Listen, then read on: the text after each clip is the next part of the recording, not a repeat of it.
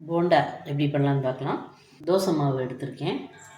அதில் கொஞ்சம் அரிசி மாவு போட்டுக்கலாம். ஒரு 3 கரண்டி அரிசி மாவு போட்டுக்கலாம். 3 பல்லு பூண்டு, 2 துண்டு இஞ்சி மிக்சியில் அரைச்சின்னு வந்துடலாம்.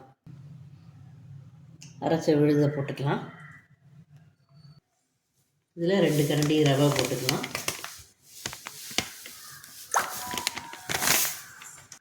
ஒரு ஸ்பூன் சில்லி பவுடர் போட்டுக்கலாம். சேர்த்து மிக்ஸ் பண்ணிடலாம். தண்ணியாக இருந்ததுன்னா இன்னும் கொஞ்சம் அரிசி மாவு சேர்த்துக்கலாம். உப்பு அதிலே இருக்கும், தேவையில்லை. ரவை போட்டிருக்கோம், அதனால் 10 நிமிஷம் ஊறட்டும், அப்புறம் பண்ணலாம். அடுப்பில் எண்ணெய் வச்சு காஞ்சாச்சு. இதுவும் 10 நிமிஷம் ஊறியாச்சு. கொஞ்சம் கொஞ்சமாக போட்டுக்கலாம். நல்லா சாஃப்டாக இருக்கும்.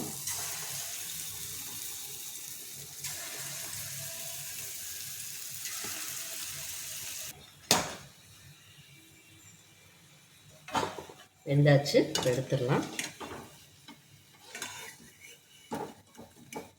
சுவையான போண்டா சூப்பராக ரெடி ஆயிடுச்சு.